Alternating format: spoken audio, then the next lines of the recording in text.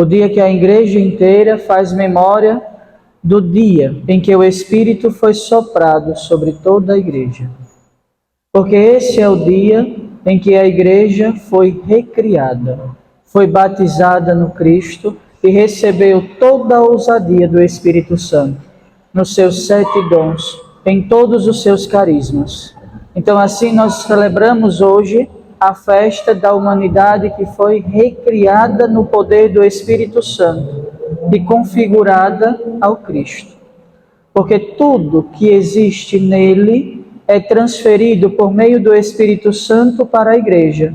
Quando o Senhor, antes de enviar ao mundo para dar o testemunho, para anunciar a boa nova, primeiro ele capacita a igreja. E o evangelho de hoje é muito belo.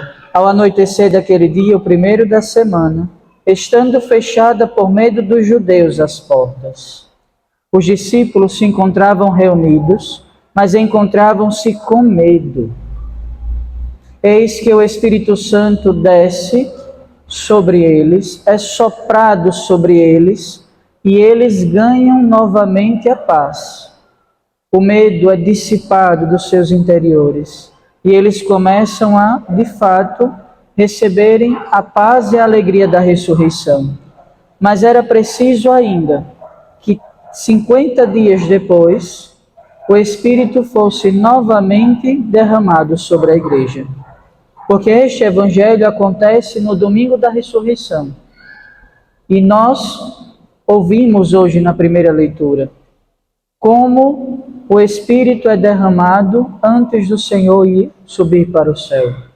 Ele vem do céu, vem como línguas de fogo, e estas línguas vão se dividindo e dando a cada um os dons necessários.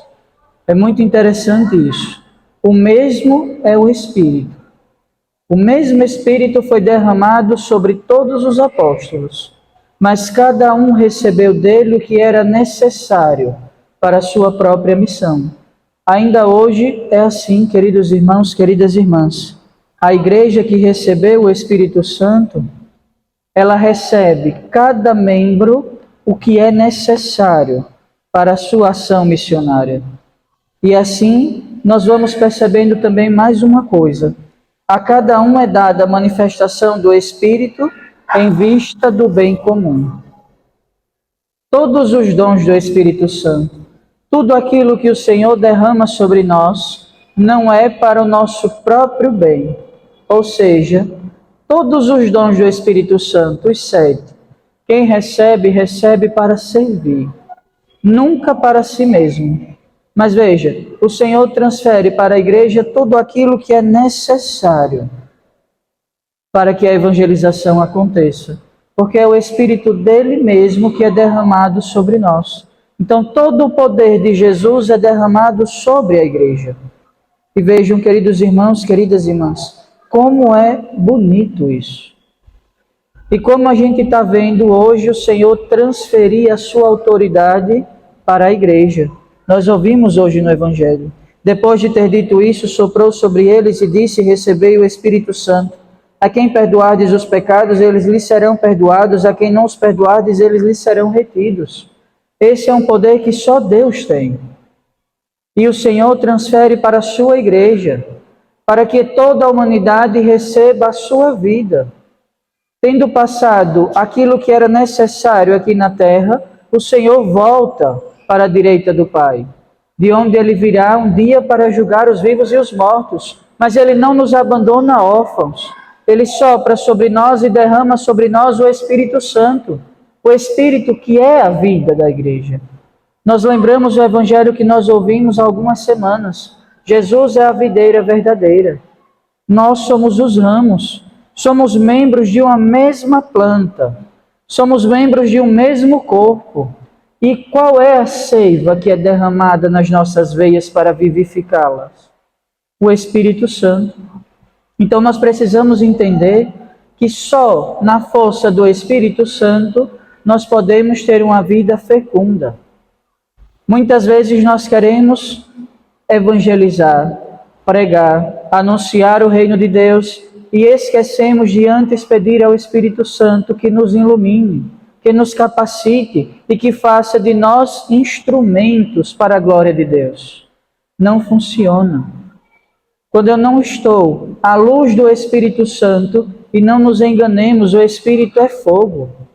É aquele que ilumina, ou seja, dissipa as trevas da nossa vida, da nossa alma, mas também nos aquece. Ouvimos na primeira leitura de hoje, os discípulos, quando receberam o Espírito Santo, se encheram de ousadia e começaram a anunciar em todas as línguas que o Espírito Santo os concedeu falar, e todos se admiravam. Mas veja, como a ação do Espírito Santo ela é poderosa.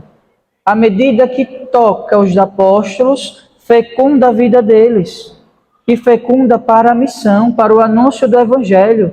E naquele dia a igreja começou a proclamar o Senhor ressuscitado, e de lá para cá nunca se calou. Continua a anunciar em cada liturgia, em cada oração, em cada Santa Missa, porque o Senhor está vivo, está presente no nosso meio e nós somos conduzidos pelo Espírito Santo. Então peçamos hoje, neste domingo, na solenidade de Pentecostes, a graça de que o Senhor derrame poderosamente o Espírito Santo sobre nós, para nos abrir o entendimento e nos fazer conhecer as coisas divinas. Louvado seja nosso Senhor Jesus Cristo,